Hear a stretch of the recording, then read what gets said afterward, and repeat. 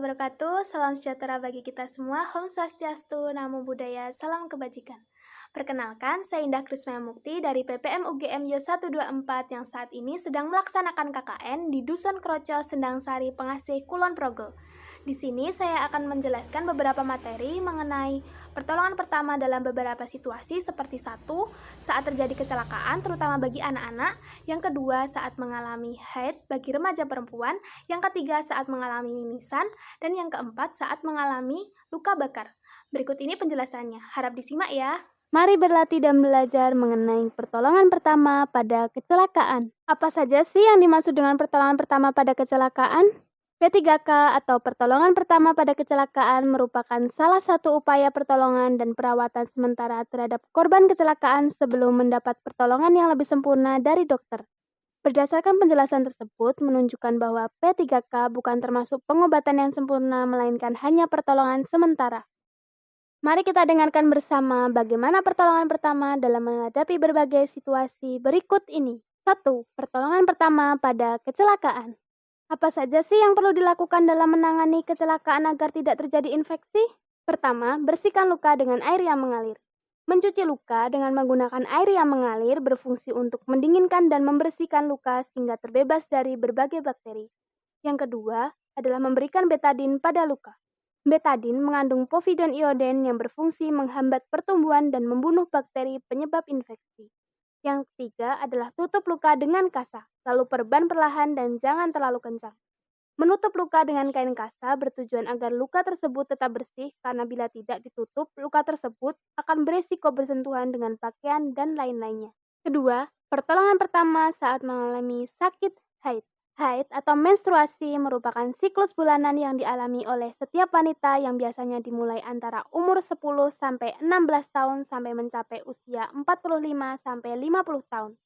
Pada wanita yang mengalami menstruasi terjadi perubahan fisiologi tubuh pada perempuan secara berkala yang dipengaruhi oleh hormon estrogen dan prostogen. Rata-rata panjang siklus seksual perempuan adalah 28 hari.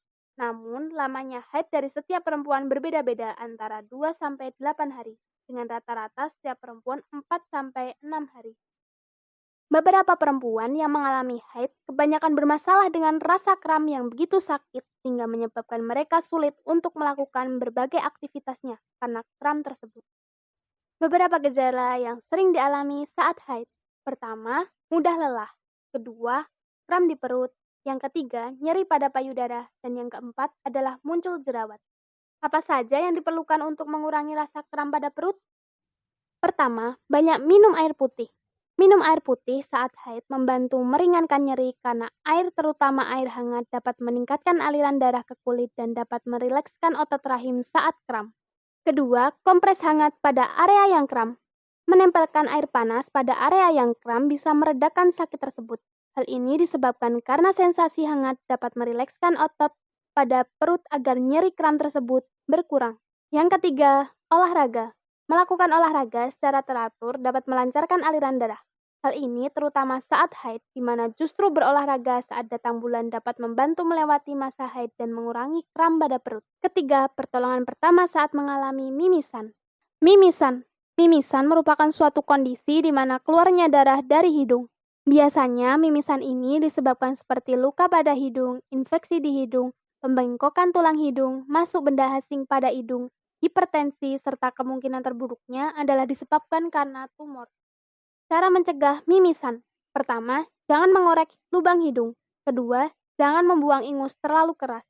Yang ketiga, jangan berpanas-panasan. Dan yang keempat, jangan lakukan aktivitas fisik berlebihan. Pertolongan pertama saat terjadi mimisan. Pertama, bersihkan lubang hidung. Hal ini diperlukan supaya jalan nafas tetap aman dan tidak terhambat oleh darah yang ada di hidung. Kedua, dudukan pasien dengan posisi kepala sedikit menunduk. Tujuannya adalah untuk menghindari kemungkinan darah mengalir dari saluran hidung bagian dalam ke tenggorokan, kerongkongan, atau bahkan keluar melalui mulut.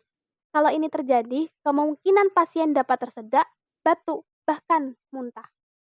Ketiga, tekan kedua sisi hidung selama 10 menit.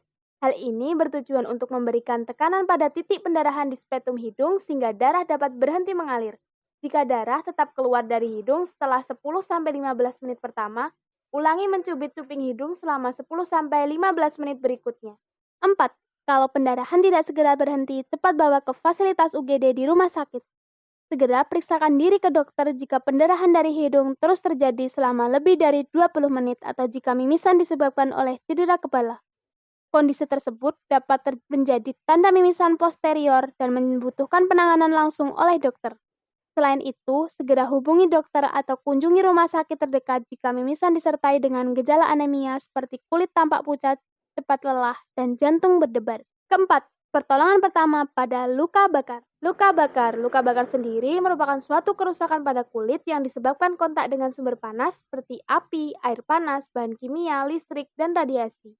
Akibat yang ditimbulkan dari luka bakar adalah membuat penderitanya rentan mengalami infeksi. Cara mengobati luka bakar. Pertama, singkirkan baju, perhiasan, dan benda-benda lain yang membuat efek tourniquet karena jaringan yang terkena luka bakar akan segera menjadi oedem. Yang kedua, setelah sumber panas dihilangkan, rendam daerah luka bakar dalam air atau menyiraminya dengan air mengalir selama sekurang-kurangnya 15 menit. Terima kasih sudah menonton, semoga ilmunya bermanfaat.